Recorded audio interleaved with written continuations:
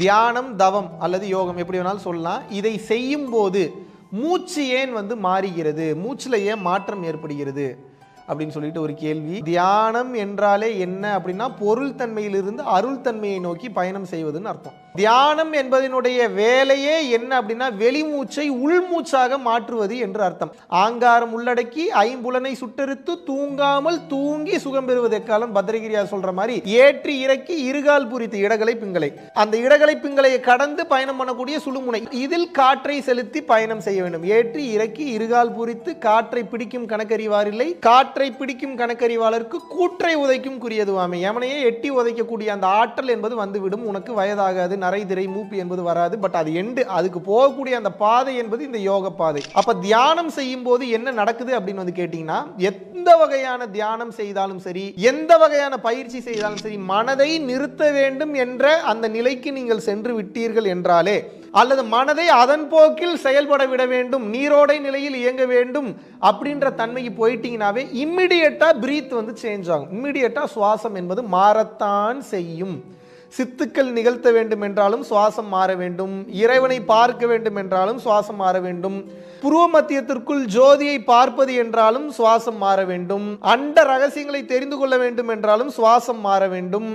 நம்ம ஒரு அண்டவெளி ரகசியத்தில் பயணம் பண்ணணும், நமது ஆன்மா பயணம் பண்ணணும், வேற டைமென்ஷன்ஸ் போக வேண்டும் என்றாலும் இந்த சுவாசம் மாறுதல் என்பது நிச்சயமாக நிகழத்தான் வேண்டும். இப்போ ஒரு எக்ஸாம்பிள் சொல்றேன். இப்போ நான் இந்த இடத்துல கை வைக்கிறேன்னா, மூச்சு வெளிமூக்கு வழியா போயிட்டு இருந்தேன்னா இவ்வளவு நாள் நீங்க சராசரியா வாழ்ந்தது ஒரு தெளிவில்லாம இந்த பொருளை பிடிப்பீங்க.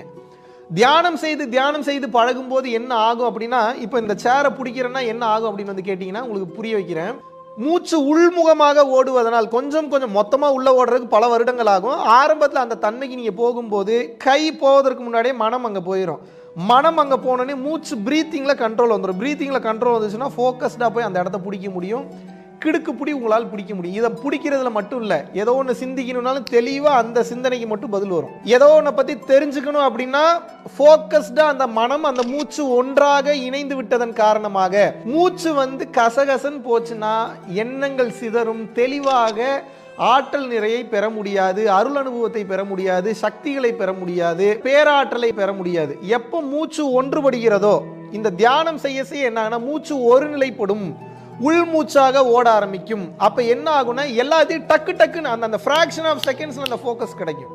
அங்க இங்க ஓடாம டக்குன்னு உங்களால எண்ணத்தை எங்கு வேண்டுமானாலும் திருப்ப முடியும். எப்ப வேணாலும் எப்படி வேணாலும் மாற்ற முடியும். ஒரு பொருளை நிறுத்தணும்னா உடனே நிறுத்தலாம், ஒரு எண்ணத்தை நிறுத்தணும்னா உடனே நிறுத்தலாம், ஒரு பழக்கத்தை விடணும்னா உடனே விடலாம். காரணம் என்ன? மனதை நிறுத்தி பழகிவிட்டீர்கள். மனதை நிறுத்தி பழகிவிட்டதன் காரணமாக மூச்சு நின்று விட்டது. மூச்சை நிறுத்தி தியானம் செய்து பழகிய காரணத்தினால் உங்கள் மனம் இப்போது உங்களது கட்டுப்பாட்டிற்குள் வந்துவிட்டது. இப்போ நான் சொல்றது உங்களுக்கு புரியுதா? அப்ப என்ன அப்படின்னா, தியானம் செய்வது ரொம்ப நல்லது, தப்பு கிடையாது, பயப்பட வேண்டிய அவசியம் இல்லை. மூச்சு நிறுத்தி பழகக்கூடிய பயிற்சி தான் சமாதி நிலைக்கு உண்டான பயிற்சி. சமாதி நிலைனா செத்து போறதில்லை. சமம் கூட்டல் ஆதி இஸ் ஈக்குவல் டு சமாதி. சித்தர்கள் இதை பல்வேறு வகையான சமாதிகளாக குறிப்பிடுகிறார்கள். மகா சமாதி, ஜீவ சமாதி, விகற்ப சமாதி, நிர்விகற்ப சமாதி, அருட்பெருஞ்சோதி நிலை வரைக்கும் சொல்றாங்க. அப்புறம் ஜல சமாதின்னு கூட இன்னொரு சமாதி இருக்கு. ஏகப்பட்ட சமாதி நிலைகள் சொல்கிறார்கள். சோ மனிதன் என்பவன் வாழும் போதே போக்கஸ்டா, தெளிவா, இறை அனுபவத்துடன், இறை அனுகிரகத்துடன் முழு சக்தியை உள்வாங்கி, இப்ப இந்த இடத்துல ஃபுல்லா சக்தி இருக்கு, பட் ஏன் உள்ள இறங்க மாட்டீங்கன்னா மனம் இஷ்டத்துக்கு ஓடுது. மூச்சு நின்றுச்சுன்னா மனம் நின்றோம், மனம் நின்றுச்சுன்னா எனர்ஜி உள்ள இறங்கிரும், உள்ள இறங்குச்சுன்னா நீங்களே ஒரு சக்தி பெற்ற ஒரு நடமாடும் சித்தராக மாறிவிடுவீர்கள். இதுக்கு தான் தியானம் பண்ணுங்கன்றது. இது உடனே ரிசல்ட் கிடைக்கலனாலும் டியூ கோர்ஸ் ஆஃப் டைம், சில பல வருடங்கள் கழித்து அந்த நிலைக்கு நீங்க போவீங்க. அதற்குண்டான ஆரம்ப கட்ட பயிற்சியாக இந்த தியானம் இருக்கிறது. ஆரம்பத்தில் தியானம் செய்பவர்களுக்கு நிச்சயமாக மனம் நிற்காது. இங்க கவனிக்கணும்னாலும் முடியாது, மூச்சை கவனிக்கணும்னாலும் முடியாது, கடுப்பா இருக்கும், எந்திரிக்கணும். காரணம் என்னன்னா உங்க மனசு வெளி உலகத்தை பார்த்து வெளி உலகத்துல என்ஜாய் பண்ணணும்னே ஓடி பழகிடுச்சு. டக்குன்னு கண்ணை மூடி அதை நிறுத்தணும்னு நினைச்சீங்கன்னா எப்படி நிற்காது. அப்ப கொஞ்சமாக சித்திரமும் கைப்பழக்கம் செந்தமுள்ளும் நாப்பழக்கம் வைத்ததொரு கல்வி மனப்பழக்கம்ன்ற மாதிரி தொடர்ச்சியான முறையில் எப்போது நீங்கள் இந்த மனதை நிறுத்தி பழகிறீர்களோ அப்போது மூச்சும் தானாக நிற்கும். மூச்சும் மனமும் ஒன்றாக நிற்கும் போது தியானம் சித்தியாகும். அருளுலக அனுபவங்களை பெறுவீங்க. நம்ம ஒரு மெஜிஷியன் பண்ணாத மாபெரும் சித்துக்களை உங்களால் பண்ண முடியும். ஏன்னா மூச்சை நிறுத்துறதுல தான் மொத்த சித்துமே இருக்கு. அந்த மூச்சை நிறுத்தி பழகிட்டீங்கன்னா மூச்சை கட்டி பழகிட்டீங்கன்னா, மூச்சை கட்டுறதுனா கஷ்டப்பட்டு கட்டுறது இல்லை, அது ஆபத்து. சரியான முறையில் உபதேசம் வாங்கி பரம்பொருள் யோகமோ இல்லை வேறு யோக பயிற்சியோ நீங்கள் செய்து கொண்டே வரும்போது உடனே மூச்சை நிறுத்தக்கூடிய வல்லமை பெற்று விடுவீர்கள். இப்போ உங்களுக்கு ஒரு டவுட் இருக்கும், இப்போ ஈஜிப்தில் வந்து அவ்வளோ பெரிய பில்டிங் எல்லாம் அப்போ அந்த காலத்தில் எந்த பொருளும் இல்லை, எப்படி வந்து கொண்டு போய் அவ்வளோ பெரிய கல்லெல்லாம் கொண்டு போய் மேலே வச்சாங்க? ராஜராஜ சோழன் இப்பேற்பட்ட குடைவரை கோயில்களை வந்து கட்டினார், பெரிய பெரிய கோயில்கள்லாம் கட்டினார், அதெல்லாம் எப்படி செஞ்சாங்க? அதெல்லாம் யோசிக்கவே முடியாது. இந்த அறிவில் யோசிச்சிங்கன்னா முடியாது. ராஜராஜ சோழன் என்பவன் சோழர் வம்சத்தில் இருந்தவர்கள் மாபெரும் ஞானிகள், சக்தி மிக்க ஞானிகள், ஆற்றல் பெற்றவர்கள், மூச்சை நிறுத்தி பழகியவர்கள், ஞானத்தில் ஜொலித்தவர்கள், ஞானத்தில் உச்சகட்ட நிலைக்கு போனவர்கள். அவர்களது மக்களுக்கு இந்த ஞானத்தை அந்த குருகுலத்தின் வாயிலாக அவர்கள் சொல்லிக் கொடுத்தார்கள். அந்த ஞானம்னா என்ன? மூச்சை நிறுத்தி பழகுவது, தியானம் செய்வது, ஃபோக்கஸ்டா இருக்கிறது, அல்லது போதும் என்கின்ற மனநிலையில் வாழ்வது. போதும்ன்ற மனநிலையில் வாழ்ந்தீங்கனாலும் மூச்சு நிற்கும், தியானம் பண்ணீங்கனாலும் மூச்சு நிற்கும், மனதை அதன் போக்கில் செயல்பட விட்டுட்டீங்கனாலும் மூச்சு நிற்கும். ஆக மொத்தம் மூச்சு நிற்கும். இதில் யாராவது ஒருத்தர் ஏதோ ஒரு முறையை பயன்படுத்தும் போது சக்தி பெற்றவராக மாறிவிடுகிறார். அப்போ ஒரு டன் கல்ல கூட மூச்சை நிறுத்தி பழகியவன் கண்ணால் பார்த்தே தூக்க முடியும், வெறும் கைகளால் தூக்க முடியும். இப்படி செய்து காட்டியவர்கள் உண்டு. இப்படித்தான் ராஜராஜ சோழன் காலத்தில், சோழர்கள் காலத்தில் வந்து இருந்தவர்கள் பூரா பேருமே ஞானியர்கள் தான், அப்பேற்பட்ட ஆற்றல் மிக்கவர்கள். அதுவும் அந்த அரசவையில் இருக்கக்கூடிய மந்திரி, அந்த அரசவையில் இருக்கக்கூடிய மற்ற அமைச்சர்கள், புலவர்கள்லாம் வந்து பார்த்தீங்கன்னா நினைத்து பார்க்க முடியாத மாபெரும் ஞானத்தில் திகழ்ந்தவர்கள். வேற ஒரு நாட்டில் இருந்து தர்க்கம் பண்ணா கூட ஞான ரீதியாக பேசக்கூடிய அளவுக்கு வலிமை பெற்றவர்கள். இப்போ அவங்களோட ஞானம் எந்த அளவுக்கு இருந்திருக்கும் பாருங்க. குமரி கண்டத்திலிருந்து நீங்க எடுத்துட்டு வந்தீங்கன்னா அந்த ஞான பொக்கிஷங்களுடைய தொடர்ச்சியாக அந்த சோழ வம்சம் வாழ்ந்த அந்த காலகட்டங்களில் வந்து பார்த்தீங்கன்னா அப்பேற்பட்ட ஆற்றல் மிக்க மனிதர்கள் இருந்தார்கள். எதனால ஆற்றல் பெற்ற மனிதர்களாக இருந்தார்கள்? மொத்த மேட்டரும் மொத்த ரகசியமும் அந்த மூச்சுக்குள்ளதான் இருக்கு.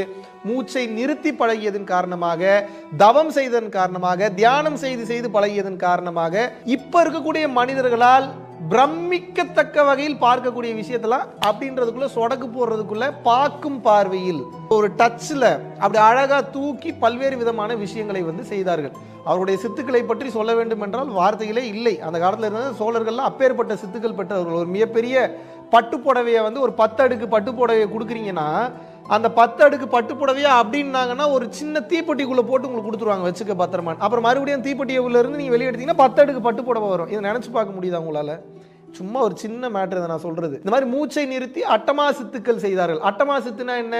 அந்த அணு கொள்கை, அந்த அணுவை ஓரணு எப்படி 2 அணுவா மாத்துறது, 2 அணுவை எப்படி 3 அணுவா மாத்துறது, இந்த மாதிரி டெக்னிக்கை தெரிஞ்சதுனால அவங்களோட கான்சியஸ்னஸ் லெவல் ரொம்ப மேலோங்கி இருந்தது. அருளக வாழ்க்கையில் மிக உயர்ந்த நிலையில் இருந்தது. அதனால் அப்பேற்பட்ட அதிசயங்களை அசால்ட்டா செஞ்சு முடிச்சாங்க. ஸோ இந்த தியானம் செய்யும்போது அந்த அசௌகரியங்கள்லாம் வருதுன்னா வெளிமூச்சு உள்மூச்சாக திரும்புவதன் காரணமாக, அது உங்களுக்கு பழக்கம் இல்லாததன் காரணமாக பயப்பட வேண்டிய அவசியம் இல்லை. தொடர்ச்சியாக பயிற்சி செய்து கொண்டே வாங்க. அப்புறம் இந்த நிலை பழகிவிடும். இந்த நிலையை அப்புறம் சுகமாக நிலையாக மாறிவிடும். ஒரு கட்டத்துக்கு மேல சித்த நிலைக்கு நீங்களும் 100% செல்வீர்கள். விடாத பழக்கம் இருக்கும்போது, இந்த யோக பழக்கம் இருக்கும்போது, வாசி சாதனம் செய்யும் போதோ அல்லது பரம்பொருள் யோகம் செய்யும் போதோ நிச்சயமாக இந்த நிலையை அடைவீர்கள்.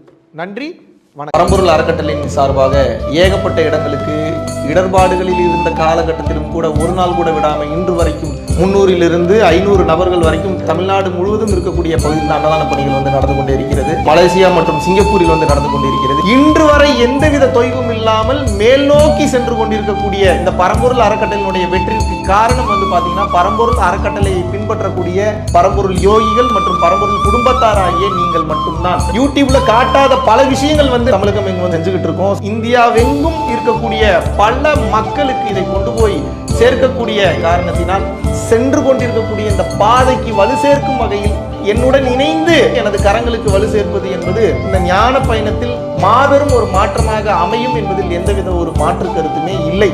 மகாவிஷ்ணுவை நான் நம்புறேன். மகாவிஷ்ணு ஒரு செயல் செய்தால் அது சரியாக இருக்கும் என்று நினைப்பவர்கள் மட்டும் இந்த விஷயத்துல கலந்து கொண்டு எனது கரங்களை வந்து வலுப்படுத்துங்கள். இன்னும் பல லட்சம் பல கோடி உயிர்களுக்கு நினைத்து பார்க்க முடியாத மாபெரும் அருள் அனுபவங்களையும் நாம் வந்து செய்ய போகிறோம். நன்றி, வணக்கம்.